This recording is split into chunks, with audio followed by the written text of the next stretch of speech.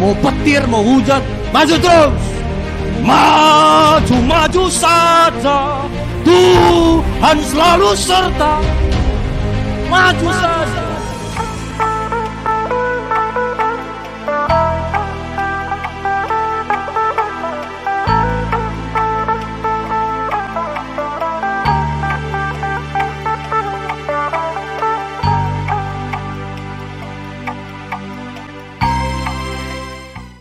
EQ itu artinya pengetahuan, intelligent quotient, itu kepanjangannya. Jadi orang tes ilmunya itu CEQ. Di Indonesia ini ada satu orang yang EQ-nya tinggi yang diperhitungkan di dunia, namanya B.J. Habibie. Dia itu EQ-nya bisa sampai 200. Tapi ternyata EQ ini setelah diselidiki, akhirnya orang berpikir ini saja nggak cukup. Makanya akhirnya ditingkatkan satu penelitian namanya EQ, Emotional Quotient. Artinya bagaimana kita bisa mengontrol emosi kita. Itu rupanya nggak kalah penting dari EQ. Pintar pun kita ternyata ditemukan kalau ada orang-orang yang nggak bisa kendalikan emosinya, nggak ada gunanya. Jago pun dia, kalau nggak jago dia bersosial, bermasyarakat, ternyata nol. Makanya ini juga kita perlu emosi, kendalikan emosi. Jadi EQ ini untuk pribadinya, tapi kalau EQ itu untuk bagaimana dia bisa berhubungan dengan orang lain. Jago pun kamu kalau nggak tahu orang. Jago pun kamu kalau nggak pernah kamu ngomong sama orang. Jago pun kamu kalau nggak pernah kita bersosial. Ternyata ini juga penting. Tapi terus dikembangkan. Ternyata ada yang satu lebih penting. Ini dunia malah akui. Jago pun secara EQ, jago pun ngontrol emosi. Ternyata ada satu yang lebih penting. Namanya SQ. Spiritual quotient.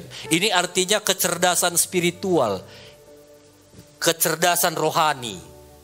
Itu yang hari ini kita pelajari. Artinya dunia pun mengakui, jago kita kontrol emosi, EQ tinggi.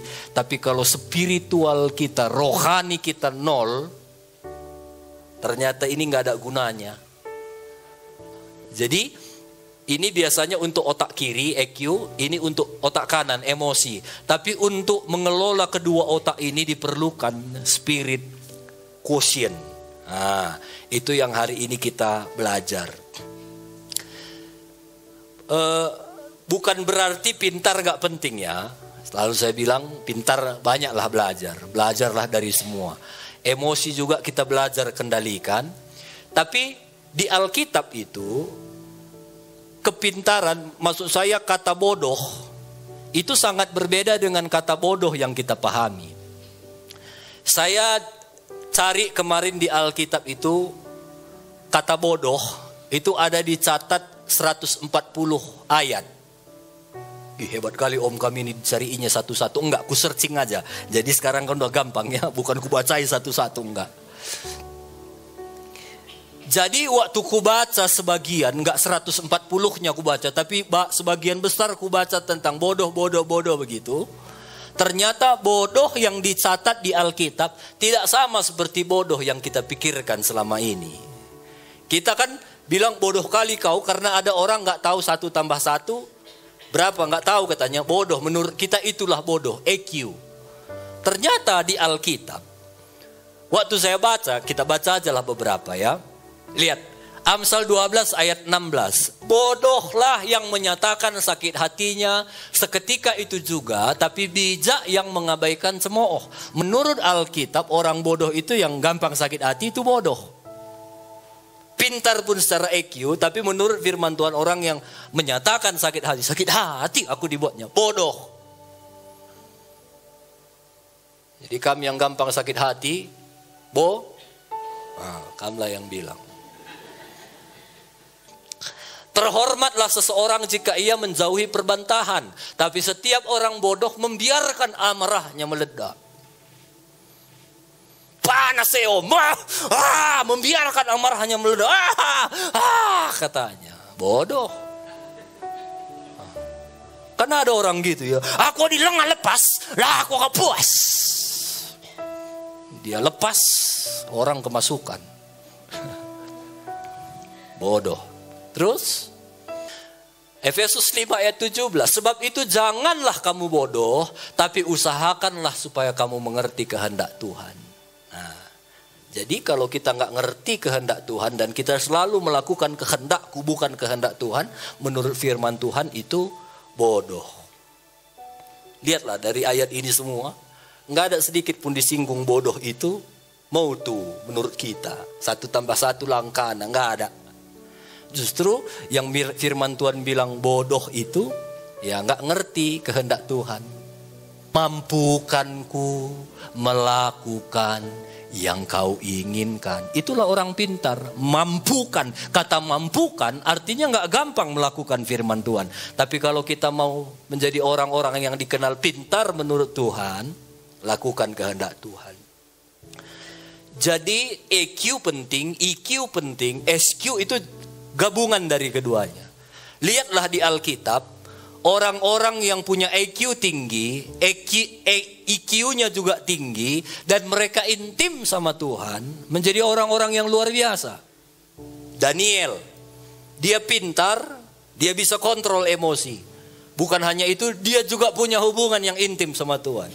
Firman Tuhan catat, dia 10 kali lebih pintar dari orang-orang pintar. Dia kumpulan orang pintar pun udah pintar, 10 kali lebih pintar. Nah, itu kekuatan SQ itu tadi. Siapa lagi? Salomo. Salomo dia punya EQ, dia punya EQ. Hatinya bisa dikontrol, makanya dia nggak emosi. Waktu lihat mama-mama berantem memperebutkan satu anak, dia tahan, ambil pedangku katanya. Karena emosinya udah bisa dikontrol.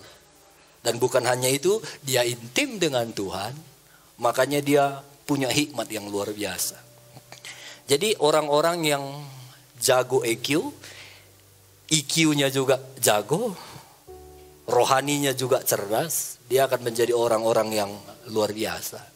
1 Korintus 3 ayat 1. Dan aku, saudara-saudara, pada waktu itu tidak dapat berbicara dengan kamu seperti dengan manusia rohani, tapi hanya dengan manusia duniawi yang belum dewasa dalam Kristus. Jadi dalam hidup yang kita hidupi ini ada 2 yang kita hidupi. Yang pertama manusia duniawi, inilah daging.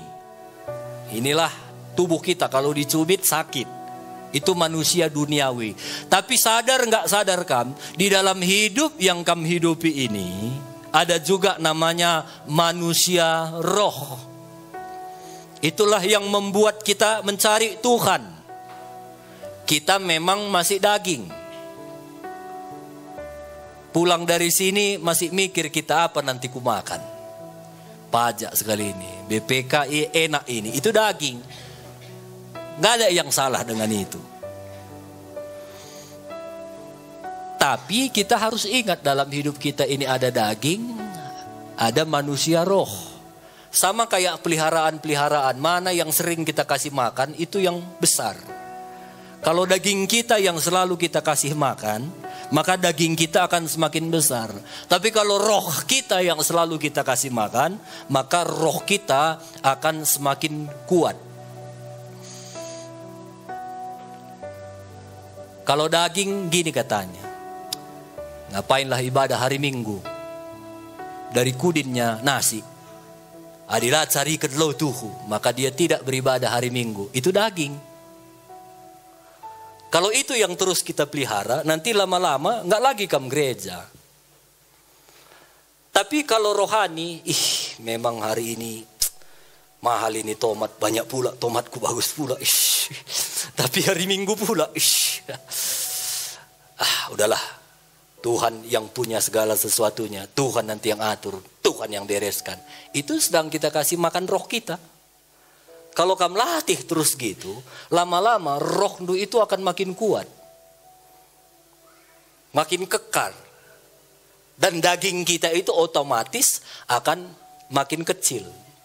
Nah, jadi banyak caranya melakukan atau memberi makan roh kita. Ya, salah satunya dengan doa. Waktu kita doa itu, kita sedang kasih makan roh kita.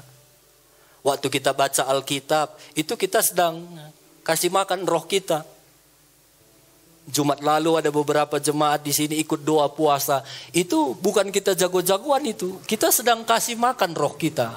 Aku nggak ada apa-apanya tanpa Tuhan. Rohku ini perlu Tuhan. Makanya kita doa puasa bersama. Waktu kita melakukan firman Tuhan, itu kita sedang kasih makan roh kita. Nggak cocok pun kamu merasa kamu lakukan karena ini firman Tuhan. Kita sedang kasih makan roh kita. Nggak salah kita main Facebook. Nggak salah kamu nonton YouTube. Tapi kalau nonton YouTube terus dari pagi sampai malam. Nonton reel terus dari pagi sampai malam. Roh nu nggak kamu kasih makan. Itu daging kita yang makin kuat. Saya pun kalau Facebook masih buka. Tapi aku nggak mau Facebook itu yang lebih banyak. Dagingku nanti malah makin kuat. Tapi rohku makin lemah. Nah, makanya kita perlu latihan setiap hari. Ada penelitian bilang begini, segala sesuatu kalau mau jadi satu kebiasaan, ulang-ulang lakukan itu secara rutin, terus-menerus selama 40 hari.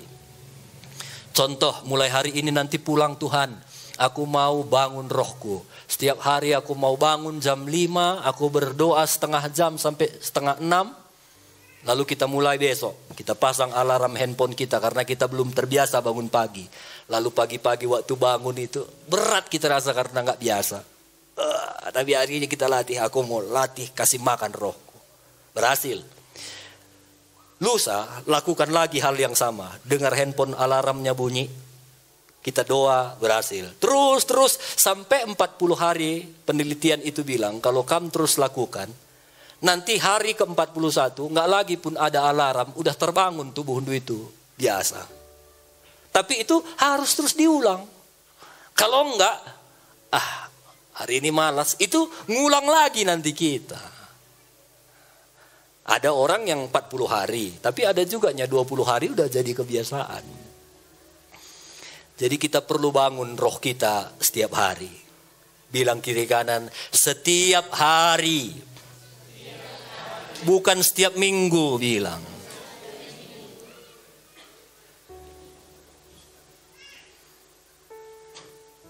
Kita terus perlu bangun roh kita ini setiap hari.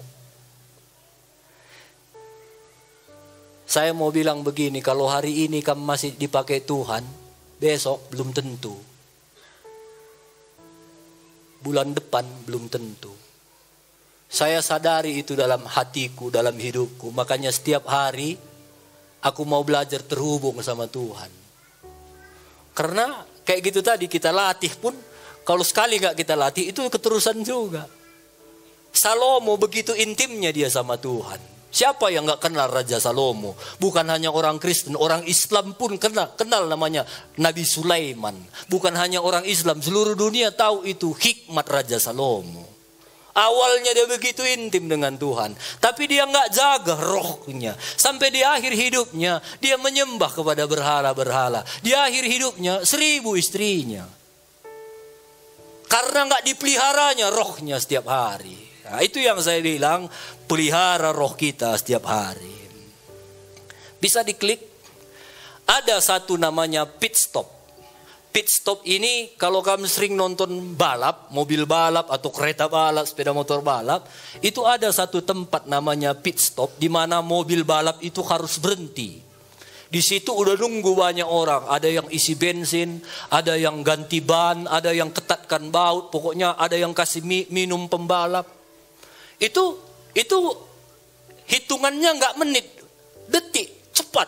Dia berhenti gitu, langsung orang gitu ganti bannya. Itu ganti bannya pun nggak satu-satu orang, sekali 4 keluar masukkan lagi. Itu cepat semua harus kasih minum pembalapnya, kasih isi bensinnya pun nggak main kayak isi 1 liter 2 liter, enggak, itu udah kayak ditembaknya air bensin itu ke dalam mobil karena begitu cepat. Waktu dia isi itu banyak lawannya lewat di depan dia. Sang. Adanya dalam hatinya, lama kali kalah aku sekali ini. Tapi justru pit stop, tempat stop ini begitu penting. Supaya dia bisa melanjutkan lagi perjalanannya. Kalau dia nggak berhenti, mungkin bannya sudah harus diganti. Dia lanjutkan, mungkin dia bisa lebih cepat dari yang lain. Tapi bisa jadi bannya meledak di tengah jalan. Dia terbalik-balik dan nggak menang. Bisa jadi dia lewat dari orang tapi habis bensinnya. Dia nggak akan menang. Makanya perlu namanya pit stop. Sama dengan hidup kita. Kita perlu setiap hari pit stop. Di kamar bangun tidur kam pit stop. Tuhan, hari ini aku mau bekerja. Tolong aku. Atau malam setelah kam capek lewati jalan tol hidupmu. Balapan dalam hidupmu. Jualan apapun yang kam kerjakan malam. Kam perlu rest area. Tuhan, tolong lagi aku. Terima kasih buat sepanjang hari ini. Kuatkan aku. Baca firman Tuhan. Itu akan memberikan makan roh kita. Maka roh kita akan kuat. Bilang kiri kanan, perlu istirahat. Bilang dia, perlu hadirat Tuhan.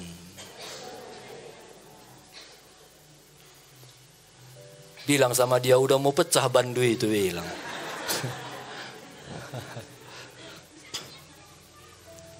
Semua perlu namanya pit stop. Tapi tanpa iman tidak mungkin orang berkenan kepada Allah. Sebab barang siapa berpaling kepada Allah, ia harus percaya bahwa Allah ada, bahwa Allah memberi upah kepada orang yang sungguh-sungguh mencari Dia. Firman Tuhan bilang begini, tanpa iman, iman itu artinya kita percaya kepada Tuhan walaupun kita nggak melihat. Itu iman. Tanpa itu kita nggak mungkin berkenan kepada Allah. Sebab barang siapa berpaling kepada Allah, siapa yang udah ambil keputusan, Tuhan, aku terima Engkau sebagai Tuhan dan Juru Selamatku. Siapa kita yang sudah berkata, sekali Yesus tetap Yesus, mau nggak mau kita harus percaya bahwa Tuhan ada. Harus. Dan bahwa Allah memberi upah kepada orang-orang yang sungguh-sungguh mencari Dia. Jadi kita mau nggak mau, kita lihat pun enggak Tuhan, harus percaya. Nggak ada pun kamu lihat pertolongan, harus percaya sama Tuhan. Makanya kita orang Kristen disebut orang percaya. Dan kita harus melatih manusia roh kita ini supaya setiap hari kita itu sadar akan keberadaan Tuhan. Sekalipun Tuhan gak kita lihat, kita perlu latih.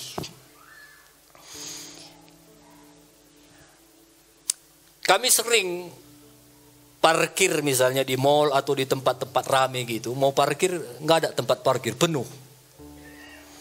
Mungkin ke Medan gitu kan, ke Carrefour lah contohnya. Mau parkir hari Minggu penuh semua. Cari nggak ada. Udah keliling sekali nggak ada. Keliling 2 kali nggak ada. Untunglah nggak 7 kali bisa runtuh kayak tembok Yeriko. Ya. Tapi kami sering melatih. Kami percaya Tuhan akan sediakan tempat parkir spesial buat kami. 1 aja Tuhan, 1. Kami keliling. Sambil kami percaya kepada Tuhan. Walaupun kami nggak melihat pertolongan Tuhan. Tuhan tolong kami. Kami keliling lagi. Kami percaya akan ada. Kami nggak hanya ngomong. Tapi kami tetap mutar-mutar di situ. Kami cari. Kami tunggu pertolongan Tuhan. Dan sering, hampir selalu ada pertolongan Tuhan. Tiba-tiba ada mobil keluar. Terima kasih Tuhan, masuk. Nah, makanya kita harus latih kepercayaan kita kepada Tuhan. Sekalipun nggak ada tempat untuk berharap. Nah, saya itu kagum kali sama tukang parkir. Kalau kamu jalan-jalan ke Brastagi atau Kawan Jahe, perhatikan tukang parkir. Dia bisa ngomong-ngomong sama kawannya, tapi tiba-tiba dia bilang, "Stisi ya," lari dia terus. Bisa didengarnya 10 meter, 20 meter. Hidup mesin orang yang mesinnya halus sekali suara, bisa didengarnya, begitu pekanya dia. Lihat nanti. Saya waktu pelajari dia. Aku aja kadang ku coba-coba gitu. Gak bisa ku dengar suara orang hidupkan mesin jauh. Dia bisa. Terus. Saya mulai belajar kenapa dia bisa sepeka itu. Karena setiap hari dia latih telinganya ini untuk mendengar. Apalagi di pajak Brastagi itu banyak kali mobil lewat itu. Apalagi hidup tenang. Ribut itu. Tapi masih bisa didengarnya. Orang mau mundur. Karena dia latih terus kepekaannya. Sampai akhirnya dia terlatih. Sama dalam hidup kita juga begitu Bapak Ibu. Kalau kita mau terus latih kepekaan kita. Dengar suara Tuhan. Nanti kamu pun akan terlatih.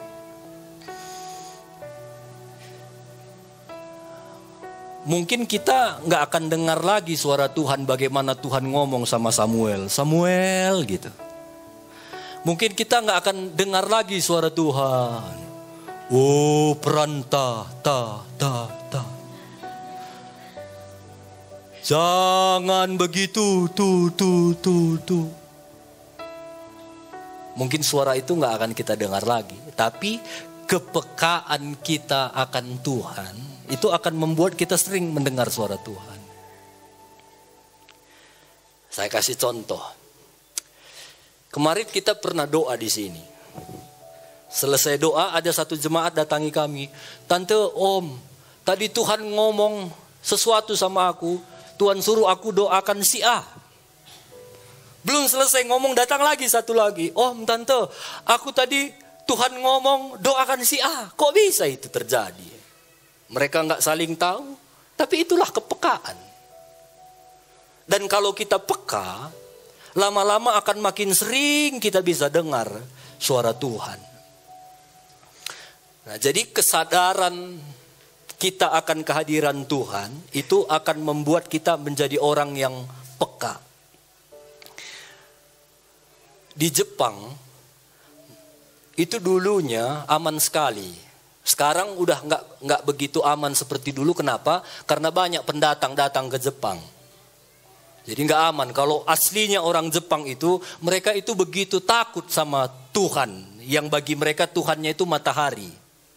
Makanya agama mereka pun agama Shinto. Mereka menyembah matahari karena mereka percaya matahari itulah Tuhan. Kalaupun malam, bintang, bulan itulah Tuhan. Makanya mereka takut melakukan kejahatan. Makanya aman di Jepang itu. Dosen saya pernah ke Jepang, dia bawa handycam, dia letakkan di toilet, lupa dia.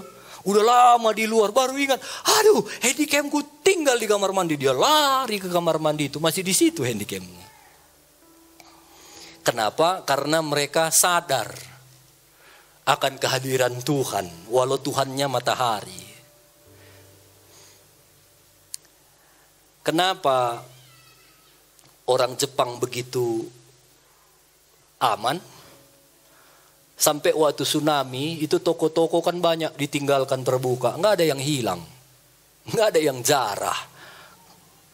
Sampai setelah semuanya aman, yang punya toko bilang, ayo apa kalian perlu? Karena banyak yang hilang barangnya. Mana tahu kalian perlu beras, odol, ambillah. Datang orang Jepang itu, yang dia ambil itu si perlunya. Kalau perlu dia odol, dia ambil satu. Perlu dia gula, dia ambil gula. Udah, keluar dia. Enggak kayak orang Indonesia. Ih, kesempatan. Pesta pun bawa plastik. Bertobat. Banyak orang kecewa gara-gara tukang plastik itu. Jangan ada yang bawa plastik. Dengar ini, apa yang kamu tabur itu yang kamu tuai. Kalau kamu suka bawa plastik di pesta orang, pesta lu pun nanti siap-siap kamu. Panci lu pun nanti diplastikkan orang. Ya, ini satu curhatan orang yang nggak kurang apa-apa pun udah ngeluh. Jadi jangan begitu. Nah, itulah orang Jepang. Mereka begitu takutnya kepada Tuhan. Nah, sekarang coba kita pikir, kenapa hari-hari ini banyak kejahatan? Karena kesadaran akan Tuhan itu udah mulai hilang. Makanya di gereja pun ada barang yang hilang. Padahal orang-orang yang di gereja itu orang yang cari Tuhan, tapi kesadaran akan Tuhannya itu sudah hilang. Makanya kita perlu latih. Roh Kudus itu ada. Dia akan selalu ngomong di hati kita. Sama kayak parang, makin sering kita asah makin tajam. Sama kayak hati nurani kita ini, di mana Tuhan berbicara, kalau sering kita dengar suara Tuhan, akan makin kuat Tuhan ngomong di hati kita. Saya waktu sebulan lalu yang pelayanan saya cerita di Medan itu, karena pelayanannya seminarnya hari Senin sampai Kamis, saya udah janji sama teman-teman akan persiapan dulu di Medan, ketemu jam 5 di Medan. Saya dari sini berangkat hari Minggu itu jam 3. Saya bawa mobil, tiba-tiba sebelum galon yang lewat Bandar Baru, itu Tuhan ngomong di hatiku, isi minyakmu. Sampai sebegitunya suara itu, isi minyakmu. Kulihat minyakku, PP pun masih cukup. Tapi aku belajar taat. Aku masuk ke pom bensin, kuisi, kupenuhkan, aku keluar. Keluar aku sedikit dari pom bensin itu, rupanya di depan udah macet semua. Itulah yang aku ke Medan, sampai Medan jam 9 malam. Jam 3 aku berangkat, jam 9 malam sampai Medan. Udah sampai Medan, tempat kami acara itu dekat-dekat lapangan Merdeka. Pas pula konser Armada. Waduh, semua sepeda motor diparkir di jalan itu. Semua jalan ditutup. Udah muter-muter aku di lapangan Merdeka itu. Baru ku ingat, makasih Tuhan. Kalau enggak kuisi tadi bensinku, mungkin udah di hutan aku berhenti. Karena habis. Sampai sebegitunya. Waktu kami macet begitu berjam-jam, bayangkan jam 3 sampai dari sini jam 9 sampai Medan. Itu pasti udah sumpah kali kurasa, sendiri aku bawa mobil. Ada pula mobil tahu loh, motong masuk, motong gitu. Awalnya gak ku kasih, anak ini udah capek aku sorong lagi ke depan, gelah tengah ya bagai. Aku kan ada juga dagingku.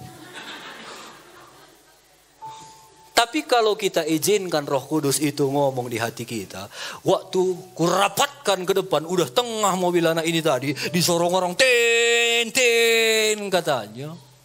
Rasakan dalam hatiku. Ngomong Roh Kudus itu, gimana seleramu itu katanya. Masa gitu senang kau ngelihatnya, kata Roh Kudus itu. Udah capek fisikku, capek pula hatiku. Iya ya.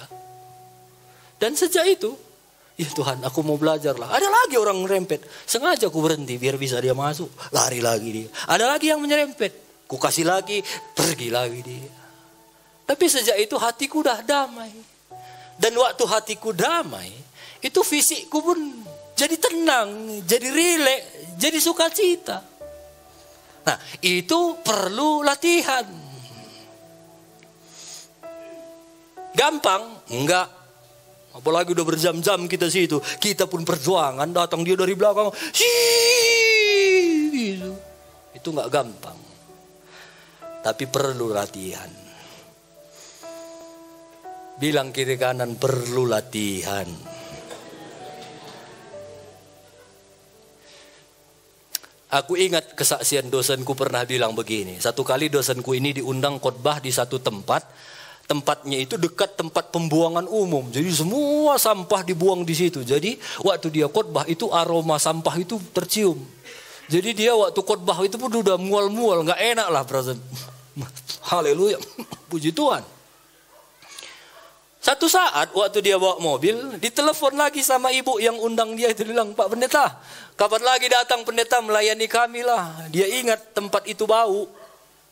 Si pendeta ini bilang, iya sebentar, aku lagi nyetir mobil ini, nanti kulihat jadwalku. Oh iya pendeta, dimatikannya dalam hati, aku gak akan mau ke sana, bau kali. Tapi dia terus bawa mobil. Akhirnya dia lewat satu baliho yang besar gitu, baliho Rinso. Jadi ditulis di situ, berani kotor itu hebat.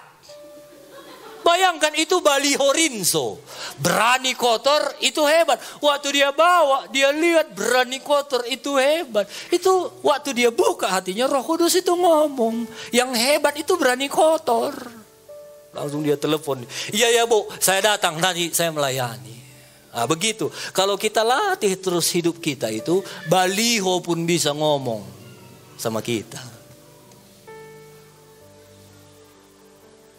Tapi kalau nggak kita latih, Tuhan pun ngomong nggak kita dengar. Bilang kiri kanan, perlu latihan. Mendengar suara Tuhan itu penting. Tapi mengenal Tuhan itu jauh lebih penting. Saya dengan istriku itu ada beberapa hal yang kami nggak perlu lagi ngomong lagi. Karena kami sudah saling mengenal, udah saling tahu. Sama kamu pun begitu. Kode-kode suami istri udah ada itu biasanya. Ada yang gitu saja udah ngerti dia apa maksudnya. Mama Torres beda sama Mama Daniel. Tapi kalau udah saling mengenal itu udah tahu. Nah, jadi mendengar itu penting, tapi saling mengenal itu jauh lebih penting. Kita perlu dengar suara Tuhan, itu penting, tapi mengenal Tuhan itu jauh lebih penting. Kita harus percaya bahwa Tuhan ada itu mengenal. Saya hari Jumat lalu, sebelum kita doa puasa di sini, kami ada janji rapat jam 2 di Kabanjahe. Karena nanti tanggal 22 Agustus ini, saya berharap jemaat di sini udah mulai doakan event ini. Akan ada 20.000 anak muda kumpul di lapangan Samura Kabanjahe. Saya akan jadi panitia di sana. Semua spanduk-spanduk dialamatkan di sini. Akhirnya saya bawa spanduk itu ada 10. Saya bawa lagi brosur. Saya naik sepeda motor. Saya bawa ke Kabanjahe supaya nanti saya serahkan sama seksi-seksi yang ngurus itu. Tiba-tiba di tengah jalan mulai gerimis. Saya berdoa sama Tuhan. Tuhan tolonglah Tuhan. Ini saya bawa spanduk ini. Brosur basah nanti Tuhan. Malah makin deras. Waktuku udah mepet. Akhirnya aku pikir gak benar ini. Makin deras ini basah nanti semua. Sampai aku di Hotel Mutiara itu aku balik lagi ke sini. Aku letakin lagi semuanya spanduk itu. Ku ganti bajuku karena udah basah semua. Lalu ku keluarkan mobil. Pas ku keluarkan mobil, karena ku kurang hati-hati, ku tabrak pula pintu, pecah pula spionnya. Aduh, akhirnya ku kumpulkan pecahannya itu, nantilah ku lem kan. Lalu pergilah aku ke Kabanjahe. Enggak ada di sini sungguh-sungguh. Kok begini Tuhan? Ini aku bawa untuk melayani Engkau Tuhan. Kenapa hujan saja enggak bisa kau berhentikan Tuhan? Enggak ada satu pun pertanyaan itu di hatiku. Basah, ganti. Sampai Kabanjahe semua baik.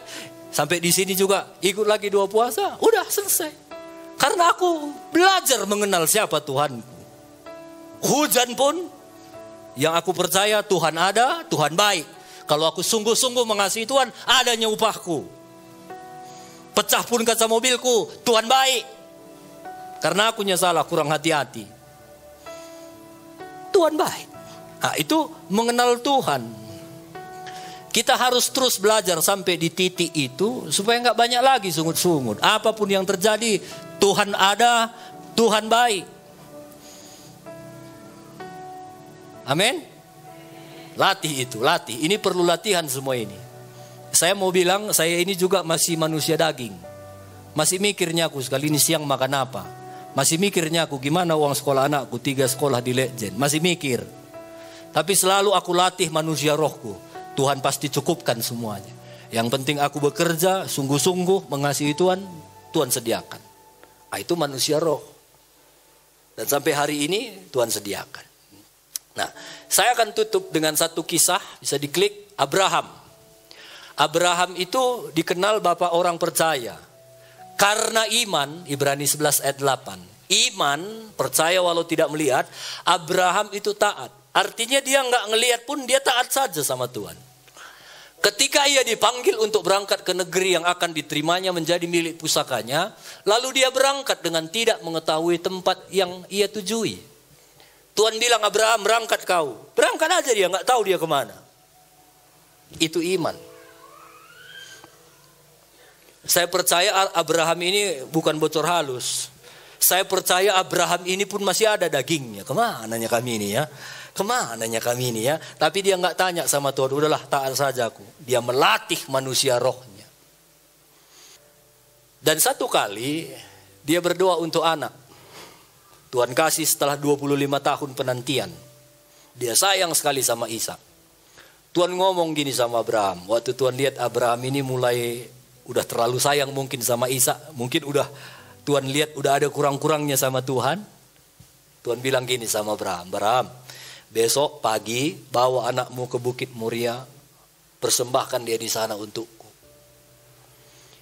Ini daging Abraham itu pasti ada.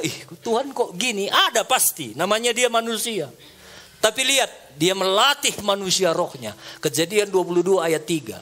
Keesokan harinya, pagi-pagi bangunlah Abraham. Besok anaknya mau dipotong, masih bisa dia tidur. Karena dia latih manusia rohnya. Jorekang pagi kerina. Dia memasang pelana keledainya dan memanggil 2 orang pembantunya beserta Ishak anaknya. Ia membelah kayu untuk korban bakaran itu. Lalu berangkatlah ia dan pergi ke tempat yang dikatakan Allah kepadanya. Terus dia taat. Ayat 5. Kata Abraham kepada kedua pembantunya. Setelah mereka pergi itu, ternyata mereka jalan itu sampai 3 hari. 3 hari mereka jalan di hutan itu mau ke Bukit Moria. Setelah mereka jalan 3 hari lalu dilihat Abraham, oh itu rupanya tempat yang Tuhan suruh. Dia bilang sama 2 pembantunya, kalian tunggu di sini ya.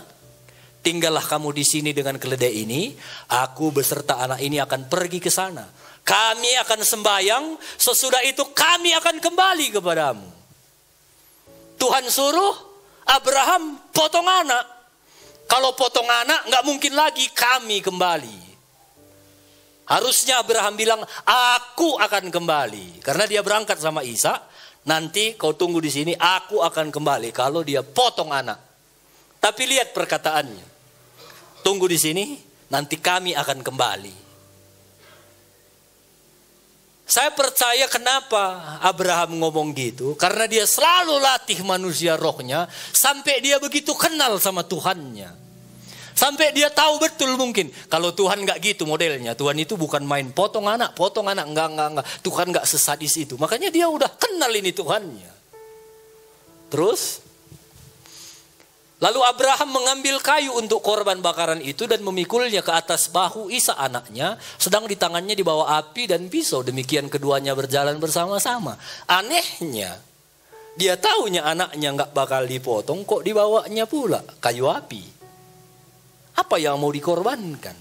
Waktu dia bawa kayu api, si Ishak kan belum tahu kisahnya. Dia tanya sama Bapak, mana korban kita? Kita bawa kayu api, biasa kita bawa domba. Lihat, apalagi jawab Abraham. Sahut Abraham, Allah yang akan menyediakan anak domba untuk korban bakaran baginya anakku. Demikianlah keduanya berjalan bersama-sama. Lihat. Sampai Abraham itu tahu, tenang nakku, nanti disediakan Tuhan. Ini semua berbicara iman. Belum ada Tuhan ngomong apa-apa sama Abraham. Tapi dia begitu latih manusia rohnya, sampai dia begitu mengenal siapa Tuhan. Kalau hujan waktu ku bawa, basah aku semua, masih ada di pikiranku. Jahat kali Tuhan ini, masa hujan saja gak bisa diberhentikan. Kulakukan ku bawa baliho ini pun untuk melayani dianya. Berarti aku belum mengenal siapa Tuhanku. Mau basah, mau pecah kaca mobilku, Tuhanku yang ku sembah, Tuhan yang tetap baik. Nah, pengenalan itu yang harus kuat sama kita, sama kayak Abraham. Nanti Tuhan sediakan, dan betul Abraham itu nggak ecek-ecek, dia memang mau bunuh anaknya karena baginya Tuhan segala-galanya. Tapi akhirnya Tuhan bilang jangan. Sekarang aku udah tahu Abraham, kau mengasihi aku lebih dari semua. Ada upah buat orang yang sungguh-sungguh mengasihi aku. Dikasihlah domba. Itulah awal kata ada Jehovah Jireh, Allah yang menyediakan. Bisa diklik. Saya kembali ke Ibrani 11 ayat 6 tadi. Biarlah ini kita bawa pulang hari ini. Kalau kita sudah berpaling dan sudah mengambil keputusan, sekali Yesus tetap Yesus, kita harus, mau gak mau harus belajar percaya bahwa Tuhan ada. Kalau kita belajar percaya bahwa Tuhan ada, dan kita sungguh-sungguh mencari Dia, percaya akan ada upah, akan ada berkat yang Tuhan berikan dalam hidup kita. Saya cuma bisa bilang sungguh-sungguhlah kita semua cari Tuhan. Sungguh-sungguh. Ada di Alkitab dicatat ada perempuan yang sudah 12 tahun pendarahan. Saya berapa kali lihat ada ibu-ibu pendarahan itu lemah sekali. Baru setahun, baru berapa bulan lemasnya minta ampun. Muka itu keriput, daging itu pun udah kaku. Ini ibu 12 tahun. Mungkin waktu dia berdoa di rumah, Tuhan asal ku jamah saja jubah Yesus, aku sembuh. Untuk jalan itu pasti dia berjuang. Mungkin dia merangkak untuk ketemu Yesus. Mungkin dia harus ngesot untuk ketemu Yesus. Dan ingat, di zaman Yesus kalau ada perempuan pendarahan, itu semua orang melihatnya najis. Najis. Untuk beribadah pun kalau ada perempuan yang lagi pendarahan, najis, nggak boleh. Mungkin waktu dia jalan orang, ih najis, ngapain kok kesini? Najis, najis. Dia nggak dengar itu. Dia sungguh-sungguh mencari Tuhan. Dan waktu Yesus jalan, banyak orang yang pegang Yesus. Tapi waktu dia sentuh jubah Yesus, seketika itu juga dia sembuh. Sampai Yesus bilang, siapa yang pegang aku? Murid-murid bilang, banyak yang pegang kamu, guru. Ini beda. Ada satu orang yang sungguh-sungguh pegang aku, sehingga ada kuasa keluar dari tubuhku. Banyak orang yang pegang Yesus.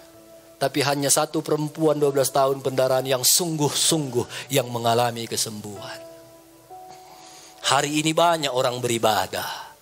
Tapi dengar, hanya orang yang sungguh-sungguh beribadah yang akan mengalami kuasa Tuhan.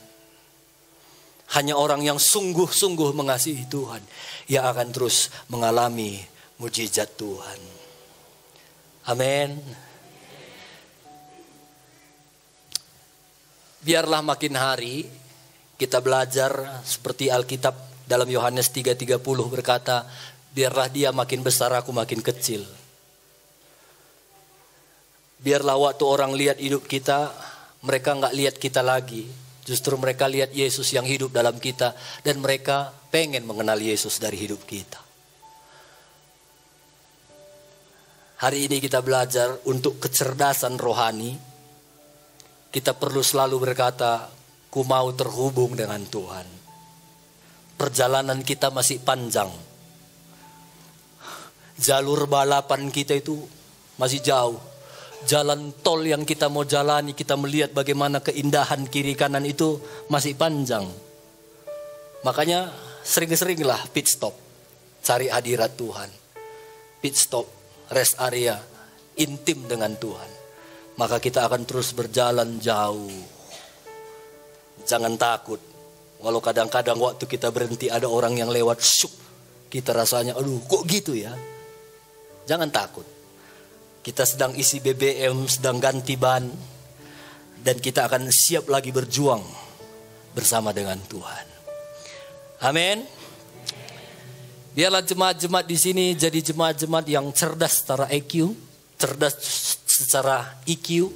Kita bisa kontrol emosi kita, tapi di atas semua itu kita cerdas secara spiritual. Roh kita itu kuat, maka kita akan melihat bagaimana pertolongan Tuhan nyata dalam hidup kita. Penolong dan sahabat.